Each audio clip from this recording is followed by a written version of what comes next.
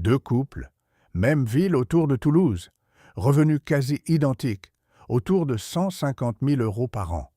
Pourtant, 10 ans plus tard, l'un possède 580 000 euros d'épargne et envisage une retraite anticipée.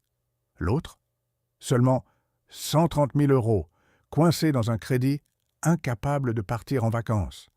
La différence ne vient pas d'un héritage, ni d'un talent particulier pour l'investissement. Elle vient d'une seule décision prise en 2016, une décision que tout le monde prend sans vraiment réfléchir, le choix de leur maison. Kevin et Maria ont acheté une maison de 4 chambres à 300 000 euros. James et Patricia ont choisi une maison plus modeste à 200 000 euros. Juste 100 000 euros d'écart à l'achat. Mais en réalité, cet écart a creusé un gouffre d'1 million d'euros de patrimoine perdu. Oui, vous avez bien entendu, 1 million. Et ce n'est pas une exagération. C'est un calcul mathématique froid et implacable. Alors pourquoi personne n'en parle? Parce qu'acheter grand, c'est valorisant, c'est rassurant. C'est ce qu'on fait quand on réussit. Sauf que ce succès apparent cache la plus grosse erreur financière de votre vie. Revenons aux deux familles, Kevin et Maria. Mensualité de crédit, 2 000 euros par mois. James et Patricia. Mensualité, 1 300 euros. Écart mensuel, 700 euros. Sur un an, ça fait 8 400 euros. Sur 10 ans, 84 000 euros. Déjà impressionnant, non? Mais attendez, ce n'est que la partie visible. La mensualité du crédit, c'est ce que tout le monde regarde. C'est ce que la banque met en avant. C'est le chiffre qui rassure ou qui inquiète. Mais ce n'est qu'une fraction du coût réel. Parce qu'une maison plus grande, ce n'est pas juste un crédit plus élevé. C'est une cascade de coûts cachés qui s'accumulent, mois après mois, année après année. Les taxes foncières, plus élevées. L'assurance habitation, plus chère. Les factures d'énergie, multipliées. L'entretien, démultiplié.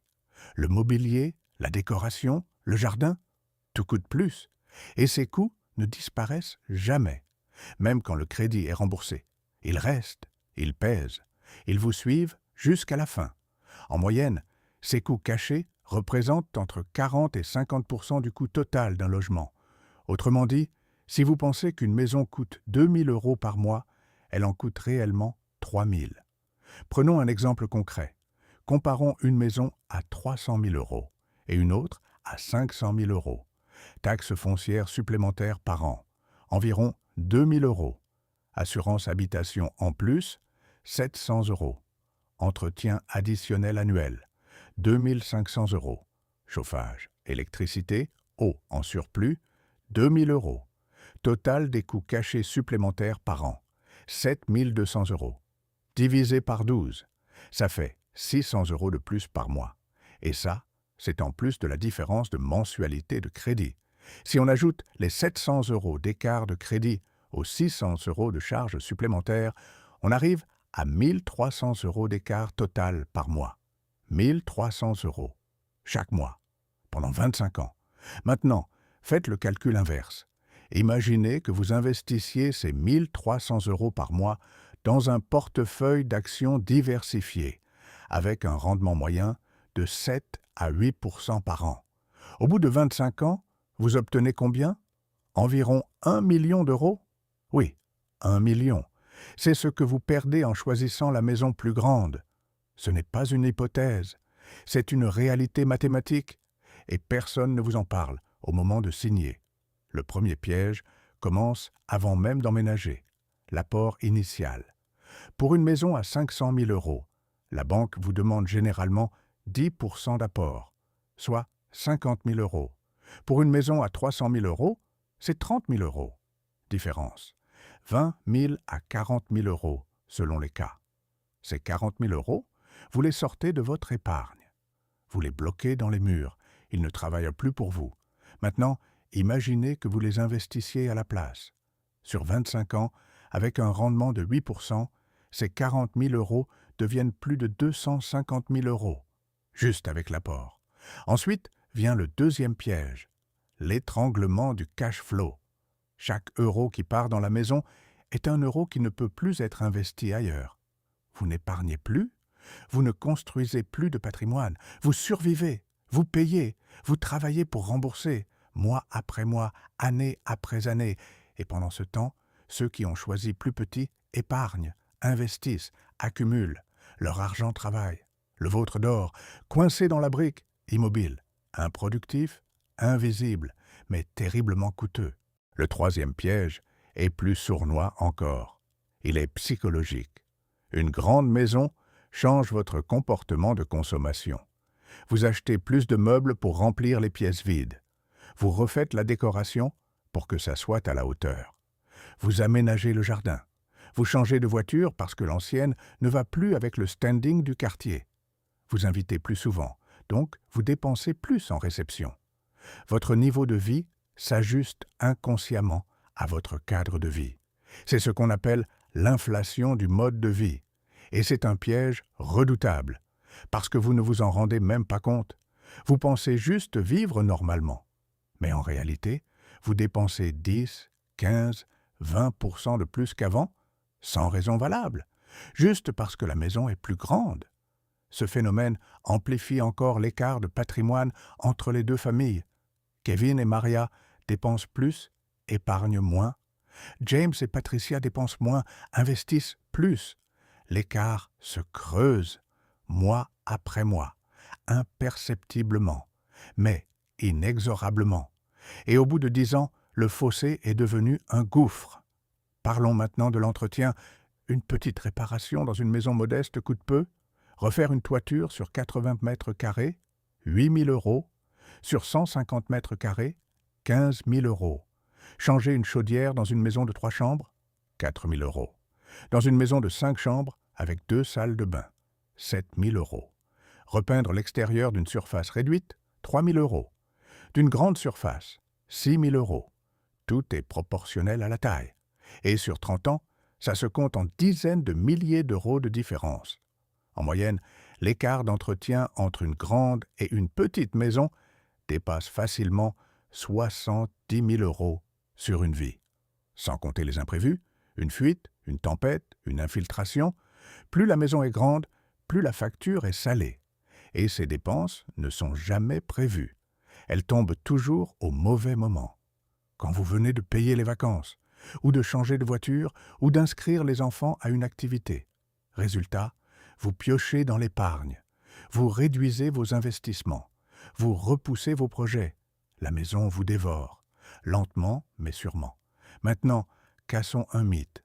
La résidence principale n'est pas un bon investissement. Oui, elle prend de la valeur. Oui, c'est un actif. Mais c'est un actif figé, illiquide, coûteux à entretenir et fiscalement peu avantageux comparé aux placements financiers. Entre 1990 et 2020, l'immobilier résidentiel en France a progressé d'environ 4% par an. Le marché action, comme le S&P 500, plus de 10%. L'écart est énorme. Et surtout, votre maison ne génère aucun revenu. Vous ne pouvez pas en vendre un morceau pour financer vos vacances. Vous ne touchez aucun dividende. Et le jour où vous la vendez, vous devez vous reloger. Donc une partie du gain disparaît immédiatement. À l'inverse, un portefeuille d'actions est liquide. Vous pouvez vendre une part à tout moment. Vous touchez des dividendes. Vous réinvestissez. Vous composez. Votre argent travaille pendant que vous dormez. Alors oui, il faut se loger. Personne ne dit le contraire. Mais il y a une différence entre se loger intelligemment et surinvestir dans une maison trop grande par ego ou par conformisme social. L'un construit votre liberté, l'autre la détruit. Alors que faire concrètement? Première règle, ne vous fiez jamais à ce que la banque vous autorise. Les banques acceptent des crédits jusqu'à 30 ou 35% de vos revenus. Mais ce n'est pas parce que c'est possible que c'est optimal. Visez plutôt 60 à 70% de ce plafond. Ça vous laisse une marge pour épargner, investir, vivre. Deuxième règle, calculez le coût total réel, pas seulement la mensualité. Ajoutez les charges, les taxes, l'entretien prévisionnel, l'assurance, l'énergie, multipliez par 12. Vous obtenez le coût annuel, puis projetez la différence entre deux options sur 20 ou 25 ans en l'investissant à 7 ou 8%. Le chiffre que vous obtenez, c'est le vrai prix de votre choix. Troisième règle, choisissez la liberté plutôt que le statut. Une grande maison impressionne les voisins, mais elle ne paie pas vos factures, elle ne finance pas votre retraite, elle ne vous libère pas. Au contraire, elle vous enchaîne. Une maison raisonnable, c'est un outil au service de votre vie. Une maison trop grande, c'est une prison dorée, confortable, mais une prison quand même. Revenons une dernière fois à nos deux familles. Kevin et Maria ont une belle maison, 4 chambres, grand jardin, quartier résidentiel, mais ils travaillent encore à 60 ans. Ils ne partent jamais en vacances.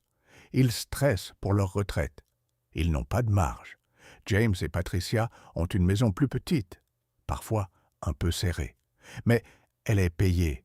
Ils voyagent 3 fois par an. Ils envisagent d'arrêter de travailler à 55 ans. Ils aident leurs enfants financièrement. Ils ont des options. De l'extérieur, on ne voit pas la différence. Les deux couples ont l'air d'avoir réussi. Mais à l'intérieur, l'écart est abyssal. L'un a une façade, l'autre a une fondation. L'un a un statut, l'autre a une liberté. Et cette différence ne s'est pas créée à la retraite. Elle s'est jouée le jour de la signature du crédit.